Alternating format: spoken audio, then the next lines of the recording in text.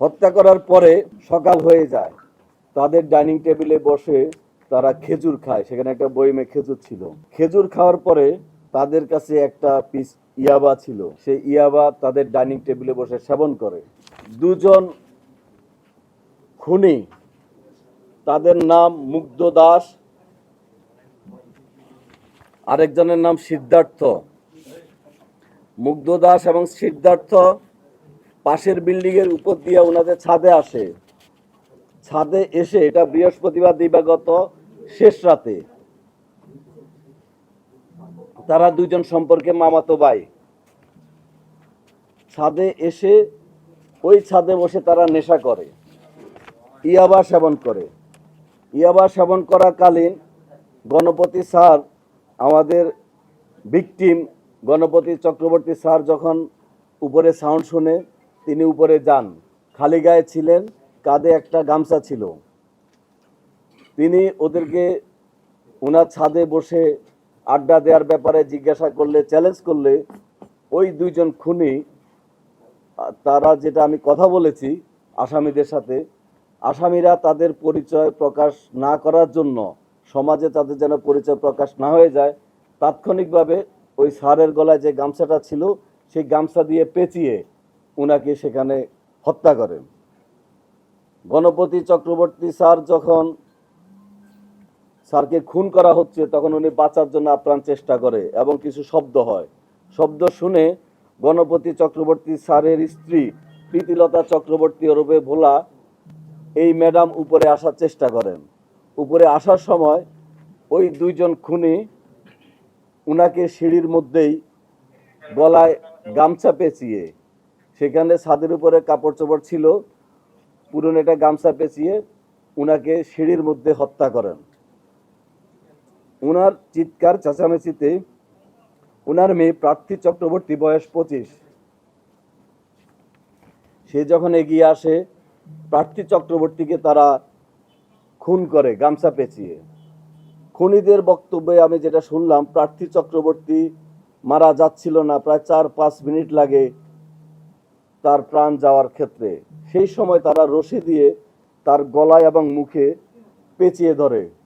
একটা প্যাচ গলার উপর দিয়ে যায়, একটা প্যাচ মুখের উপর দিয়ে যায়। তারা এত জোরে এই রশিটা টান দেয়, তার মুখের চোয়াল ভেঙে যায় এবং চোখটা ঠিকরে বের হয়ে যায়। উনাকে মারার পরে খুনিদ্বয় চিন্তা করলো এই নিচে যায়। নিচে যাওয়ার পরে ছোট ছেলেটা, যার কথা বললে আমি আবেগপ্রবণ হয়ে যাই, রংপুর জেলা স্কুলের 5ম শ্রেণীর ছাত্র প্রিয়ম,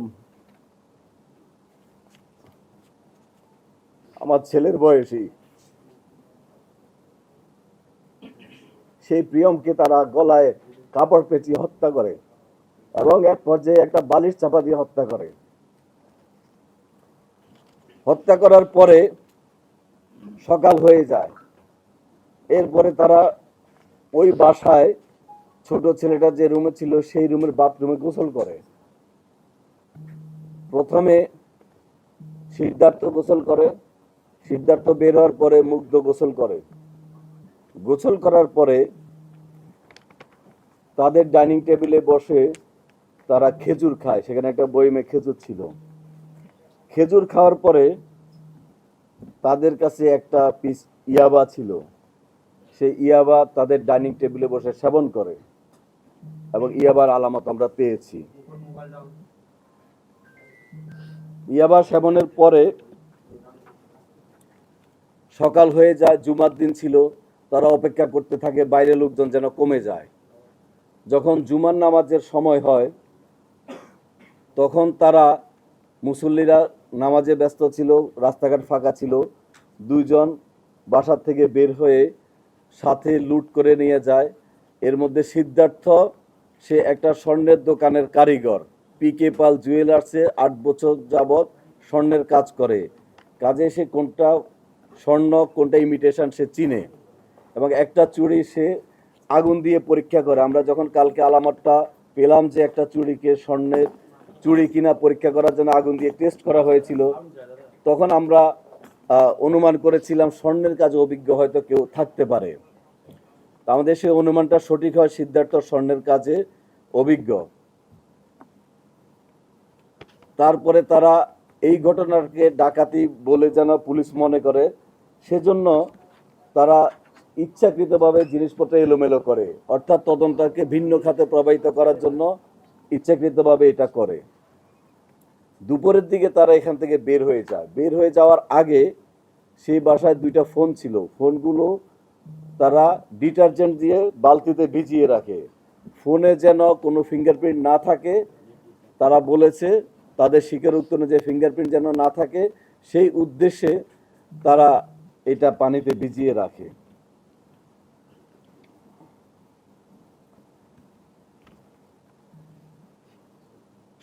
বৃহস্পতিবার দিবাগত রাত্রে, অর্থাৎ শুক্রবার ভোর রাত থেকে শুরু হয়ে এই ঘটনাটা তারা সারাদিন ঘটায়।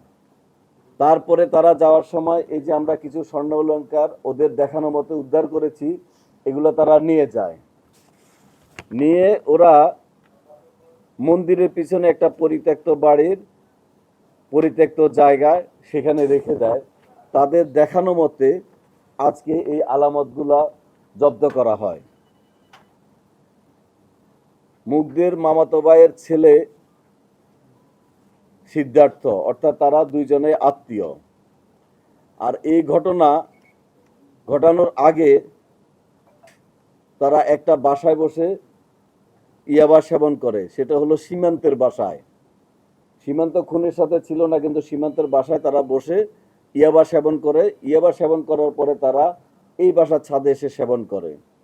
মুগ্ধ সিটি বাজারে মাছের দোকানে কাজ করে, রামনাথের মাছের দোকানে।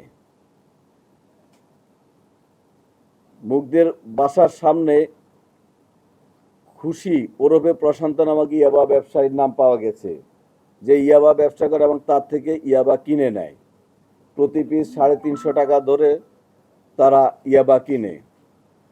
এবং যে বিল্ডিংটার উপর দিয়ে তারা ওখানে যাওয়া আসা করে, সেই বিল্ডিং হলো দেবুদের বিল্ডিংয়ের উপর দিয়ে যাওয়া আসা করে। দেবুদের বিল্ডিং, পাশের বিল্ডিংটা গণপতি স্যারের বিল্ডিংয়ের ছাদে বসে তারা এভাবে নেশা করে।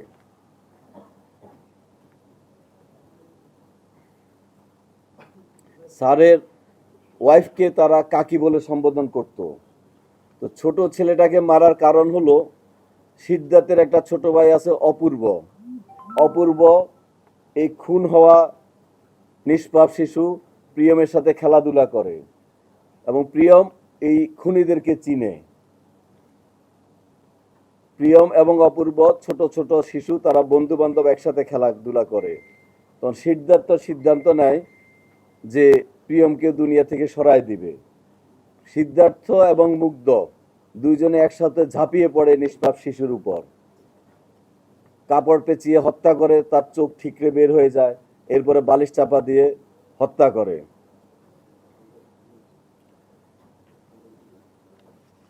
তারপরে আমি যেটা আগে বলেছি, তারা খুনের পরে গোসল করে ওখানে বসে খেজুর খায়, ওখানে বসে ইয়াবা খায়। তারপরে যখন দুপুরের দিকে ফাঁকা হয়ে যায়, পাশের বিল্ডিংয়ের ছাদ দিয়ে লাফ দিয়ে বসে তারা চলে যায়। এর আগে ওরা ওখানে চেয়ারে বসে রেস্ট নেয়। আমরা যারা আমাদের এই কাজে সহযোগিতা করেছেন, এই ব্যাপারে মামলা রুজু হয়েছে কোতোয়ালি থানার মামলা নম্বর 43 ধারা 302-34 দণ্ডবিধি। মামলাটা সঠিক তদন্তের মাধ্যমে, সুষ্ঠু তদন্তের মাধ্যমে আমরা যেন অতি দ্রুত আমাদের পুলিশের যে করণীয় অংশটুকু চার্জশিট দাখিল করতে পারি এবং প্রকৃত আসামি তাদের যেন বিচারের আওতায় আনতে পারি, আমরা সে চেষ্টা করে যাব ইনশাল্লাহ।